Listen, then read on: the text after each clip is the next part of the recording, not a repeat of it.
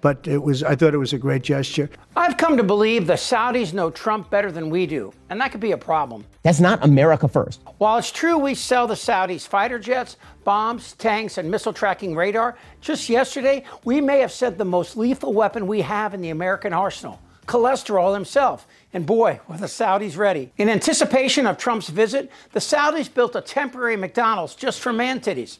And this tells you all you need to know about the Middle East and the expanding West. And the Saudis, boy, do they get it. Trump is the prototypical American, an overindulging pustule of everything wrong about us. While the previous 5 American presidents spoke to the moral obligations of the United States to both Israel and the Palestinians, all while decrying the many terror groups from Gaza to Jordan and every place in between, the Saudis recognized in Trump an opportunity. And that explains the McDonald's. Is there any more iconic depiction of Trump and white rural MAGA America than dinner at McDonald's? With the fat, grease, cholesterol, and sugar and salt to feed your addiction? Now every country in the world has a McDonald's, despite what we know. So why do we keep going back? Because it's cheap, it's easy, and we've been trained to love it since we were kids.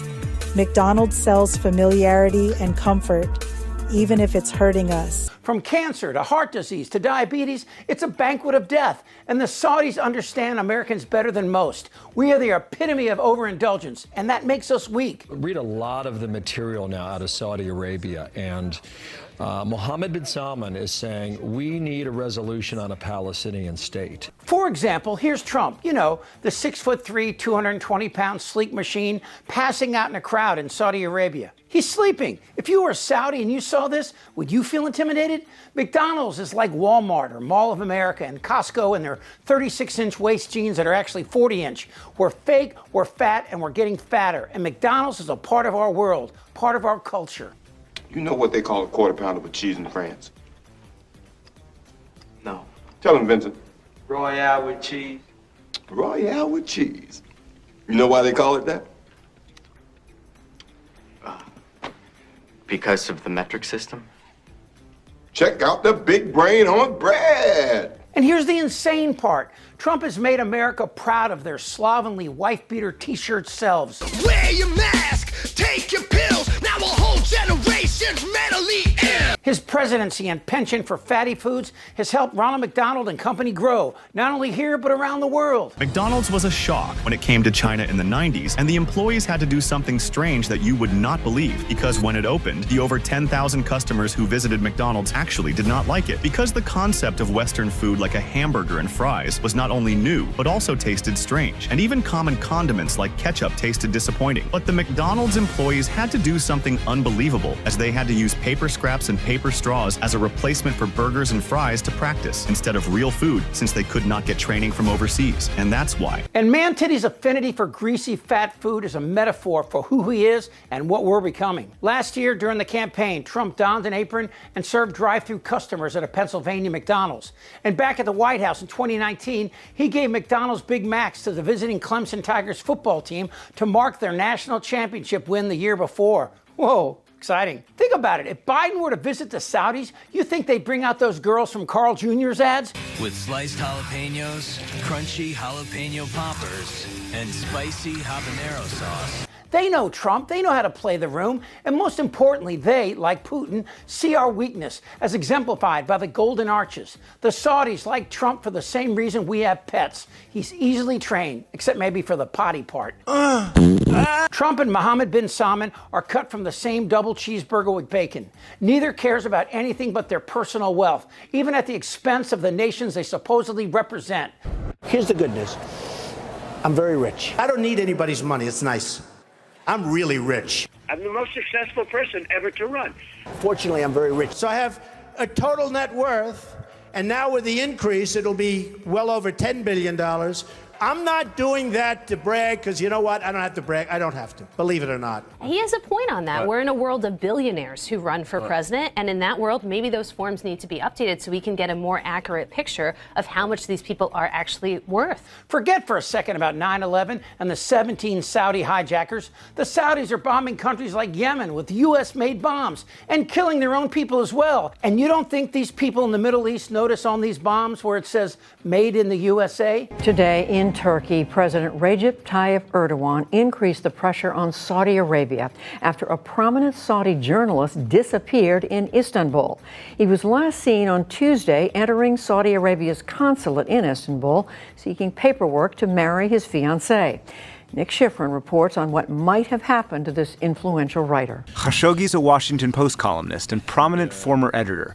He used to be a Saudi government advisor and supported Saudi modernization efforts led by Crown Prince Mohammed bin Salman. He is doing what we demanded of him to do. So why am I being critical? Simply because he is doing the right things the wrong way. And do you think for a second Trump cares about the murdered Washington Post reporter Jamal Khashoggi? MBS cut him up in small pieces in the Saudi embassy in Istanbul. Trump knew it was him, but he denied it. In the good old days, this doesn't happen because they used to treat them very, very rough. And when they protested once, you know, they would not do it again so easily. The Saudis and McDonald's are an unlikely pair, but they're both symbols of their respective worlds. Saudi Arabia was so bad that even Osama bin Laden left, and he had planned the attacks against us and the Saudis because of our dirty relationship with the royalty and our willingness to turn our heads while they slaughtered thousands. You know a country's bad when Osama bin Laden calls you out. And Trump, he doesn't even care anymore. I don't care about you. Trump dropped 40-year-old sanctions against Syria for abetting terrorism because they agreed to build a Trump Tower. That's why my administration has already taken the first steps toward restoring normal relations between the United States and Syria for the first time in more than a decade. I will be ordering the cessation of sanctions. And while Trump catches heat for taking a $400 million gift from Qatar, Mr. President, what do you say to people who view that luxury jet as a personal gift to you? Why not leave it behind? You're ABC fake news, right? Why not? Only ABC. Well, a few of you would. Let me tell you, you should be embarrassed asking that question. Tiny Fingers is working with the Saudis on a Trump Tower, a new golf resort, and more weapons for the one nation in the Middle East that even suicide terrorists fear. Probably the biggest joke here is McDonald's role in America's health crisis and RFK Jr.'s attack on processed food, sugar, salt, and tobacco. But not McDonald's. Did you know that when McDonald's tried a low-calorie health food menu, it was a tremendous failure? Customers didn't want to be reminded of their 42-inch waist inside their bulging Costco jeans. In fact, sales at McDonald's are watched as indicators of spending and often used to identify looming recessions. We are, in fact, addicted to McDonald's success. And maybe that's also our greatest vulnerability. We live in a world with close to 8 billion people, most of whom are malnutrition and have little clean water, and who are battling diseases that have treatments unavailable to them, and have life expectancies that are closer to our pets' lives than Americans. Americans are more concerned by the cost of a skinny latte and what's streaming on Prime, and that makes you vulnerable. There are more than 14,000 McDonald's in America and only 300 in Saudi Arabia, but that's growing. And the Saudis expect that number to be in the thousands by next year. Because what better way to prove that you love Trump and America than by having a major coronary? I could be a stupid person. Goddamn right. I want to be a dictator. Hail Trump! That is crazy. Drop your pants. You're an idiot. I don't want to talk about this stuff. Am I wrong? Yes. Tick-tock. You're in a lot of trouble, Donnie. I think he's crazy. I'm Chip Franklin.